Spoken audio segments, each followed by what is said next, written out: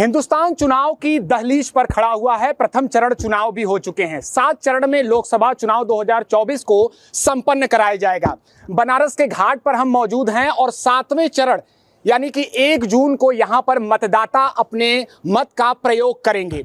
लेकिन सियासी जुबानी जंग हो वो लगातार जारी है, जहां एक तरफ एनडीए की तरफ से 400 से अधिक सीट जीतने का दावा किया गया है, वहीं इंडिया गठबंधन ने साफ कर दिया है कि आप 150 पर सिमटने जा रहे हैं। हालांकि हम सीटों को लेकर इस पर चर्चा नहीं करेंगे, लेकिन ये जानेंगे बनारस के लोगों से कि वो क्या सोच रहे हैं। पूर्वांचल किन आधारों पर वोट करने जा रहा है, इसके अलावा बीते 10 सालों में केंद्र सरकार की नीति इन लोगों के पक्ष में रही है कि नहीं, इस पर हम बात करेंगे। आप सभी को नमस्कार, कैसे हैं आप सब? बिल्कुल ठीक है। बिल्कुल ठीक है। क्या कहेंगे, 10 साल की सरकार की नीतियां कैसी रही है, कैसे देखते हैं? भाई हम तो इसको अच्छे रूप में देखेंगे जी, और आगे भी अच्छा रहेगा और अच्छा ही चलेगा, आगे भी अच्छा रहेगा। और जी आपको क्या लगता है? बहुत बढ़िया नीति है, बहुत बढ़िया नीति है, इंक्लूसिव भी है, गरीबों के लिए है, हर वर्ग के लिए बहुत अच्छी नीति है और देश का मान सम्मान भी बढ़ रहा है।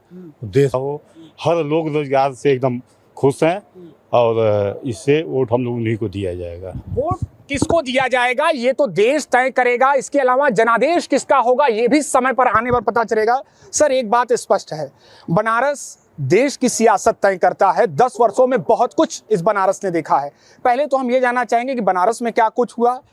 बनारस के व्यापारी क्या महसूस कर रहे हैं, यह संदेश भारत के अन्य जिलों में, अन्य शहरों में जाना चाहिए। बनारस के व्यापारियों पर ही हम बात करेंगे। क्या मुश्किलें आ गई, क्या समस्या हो गई?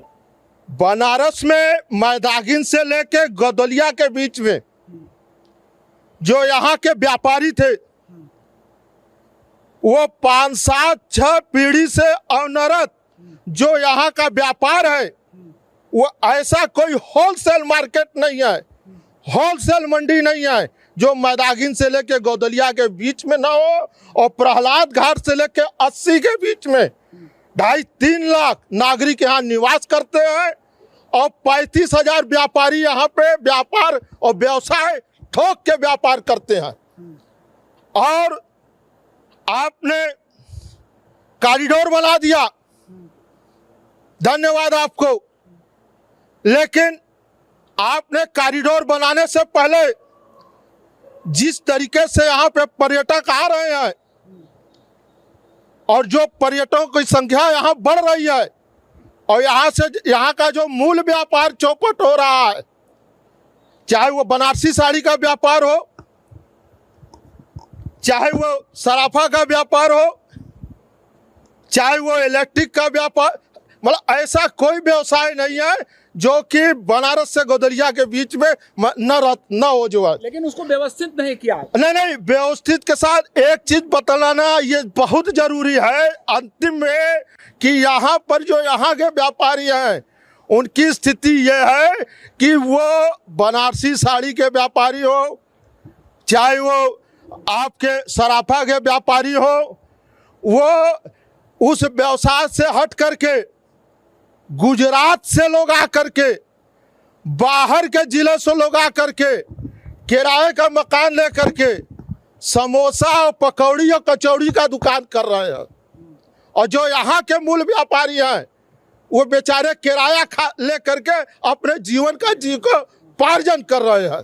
सबसे बड़ा सवाल यहाँ पर यह है, ये व्यापारी वर्ग है। निश्चित तौर पर इन विषयों को लेकर लगातार बातें रखी गई है, लेकिन अन्य विषय पर भी हम यहाँ पर बात करेंगे। आपने बात किया कॉरिडोर का, तो कॉरिडोर के निर्माण के बाद दिसंबर 2021 के बाद बड़ी संख्या में वाराणसी में पर्यटक आए हैं बनारस में। इसका इन्होंने एक अलग पहलू भी रखा। आपको क्या लगता है, पर्यटन से बनारस को कितना फायदा हुआ? नहीं, पर्यटन से बहुत ही बनारस को फायदा हुआ है और पर्यटन के हर क्षेत्र में फायदा हुआ, चाहे वो ठेला खुमचा वाले हों, चाहे टूरिस्ट हों, चाहे माला पुल वाले हों, चाहे गाइड हों, चाहे रिक्शा वाले हों, चाहे 2 व्हीलर से उनकी सेवा दे रहे हों, तो ये सभी दूसरे पर्यटक रूप से बहुत ही डेवलपमेंट हुआ। और इसका प्रत्यक्ष उदाहरण ये है कि अगर आप नगर निगम का डाटा लीजिए तो यहाँ से फॉरेन और देश के अन्य क्षेत्र से लगातार पर्यटक आ रहे हैं। देखिए, एक सवाल हम आपसे जल्दी से करना चाहेंगे व्यापारी वर्ग से। पूर्वांचल माफिया राज से बहुत ज्यादा परेशान था, एक वक्त था। अब दावा ये किया जा रहा है खासतौर पर प्रदेश सरकार की तरफ से कि हमें एक बेहतर कानून व्यवस्था मिली है। सच्चाई है इसमें, आपको लगता है? बिल्कुल बिल्कुल 100% सच्चाई है। हम सब लोग अपने आप को सेफ महसूस कर रहे हैं। घर की लड़कियां निकल रही हैं और धड़ल्ले से काम कर रही हैं। आज हम मेट्रोपॉलिटन सिटी की जो प्रिजम्पशन हम लोग कर रहे थे, आज उसको सच्चाई होते देख रहे हैं।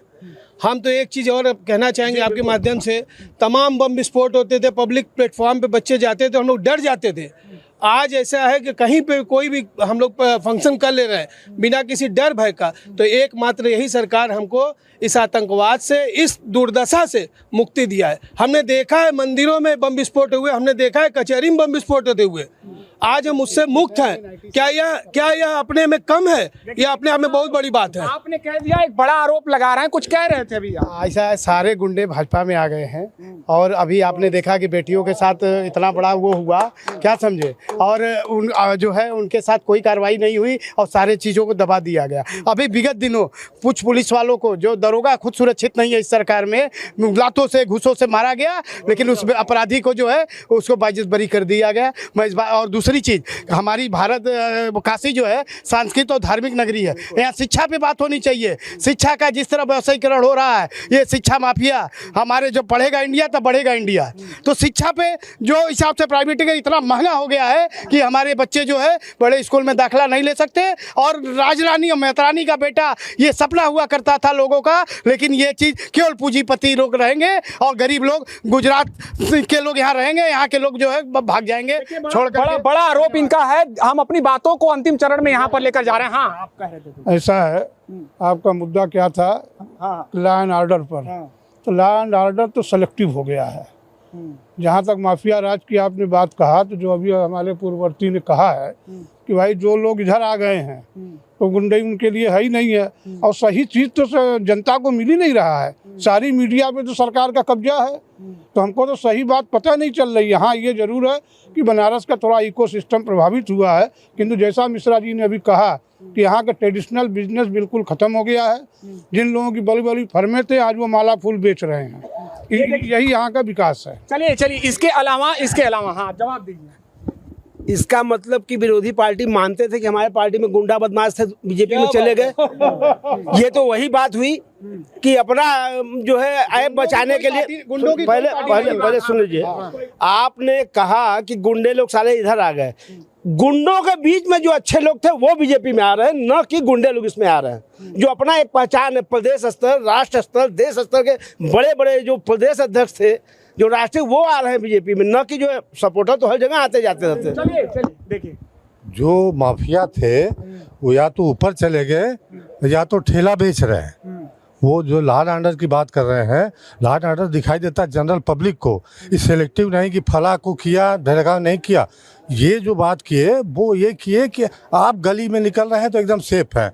वो किस वजह से है उसका कोई मायने नहीं रहता। एक सवाल इनकी ही बातें ले लें। विपक्ष का ये भी आरोप है कि धर्म देखकर और एक विशेष वर्ग को देखकर टारगेट किया जाए। कोई धर्म देख के नहीं होता है। धर्म, एक विशेष धर्म के लोग अगर ज्यादा गंदे हैं तो कार्रवाई तो उन्हीं पर होगी। अपनी बात को रखिए। विपक्ष के एक व्यक्ति ने कहा कि सारे गुंडे बीजेपी में आ गए, लेकिन मैं कहूंगा कि बीजेपी में जितने गुंडे आए वो सब शरीफ बन गए। ये बड़ी अच्छी बात है। ये एनडीए की देन है। ये एनडीए की देन है कि सारे गुंडे शरीफ बन गए। जवाब देना चाहेंगे इनका कहना ये है कि बीजेपी ने उन्हें साफ कर दिया, उन्हें बता दिया कि कैसे रहना। ऐसा है कि ऐसा मैं पूछना चाहता हूं कि जितने गुंडे हैं सब पार्टी में आने के बाद ऐसा कौन सा साबुन है जो कि नहला देते वो हो जाते? अगर अपराधी नहीं होते तो पुलिस वालों को न मारते, वो हमारी बहन बेटियों को न छेड़ते। हमारे साथ युवा साथी भी, हम उनसे बात कर लेंगे। बेरोजगारी का मुद्दा, महंगाई का मुद्दा सबसे ज्यादा हावी रहा। आपको लगता है कि 10 सालों में सरकार रोजगार देने में सफल नहीं हो पाई? सर आप बताइए, हमारी शिक्षा का स्तर कहाँ जा रहा है? 2014 से 2024 के बीच में एक युवा पीढ़ी जो थी वो चाय खुमचा ठेला लगाने पे, आप देख सकते हैं MBA चाय वाला और बड़ा पाव वाली दीदी आए दिन ना करके फूड ब्लॉगर फेमस होते चले जा रहे हैं। हम लोग धर्म की राजनीति पे वोट दे रहे थे। 2014 से 2024 के बीच में जितने भी मंदिर मस्जिद पे मुद्दे उठे, क्या हम उन मुद्दों को जो है मायना रख के, आधार पर रख के भविष्य का निर्धारण कर सकते हैं? चलिए एक अंतिम सवाल, सीधे सीधे विपक्ष ने ये कह दिया कि 2024 संविधान बचाने वाला चुनाव होगा। आपको क्या लगता है, क्या संविधान हमारा इतना कमजोर था कि खतरे में आ गया? देखिए, ये संविधान बचाने की जो बातें हो रही हैं वो मात्र इस कारण हो रही है कि 400 पार का जो नारा दिया गया है, इससे लोगों के मन में एक शंका उत्पन्न हो गई है कि 400 पार का नारा का मतलब क्या है। 400 पार के नारे का यही मतलब है कि संविधान को बदलना।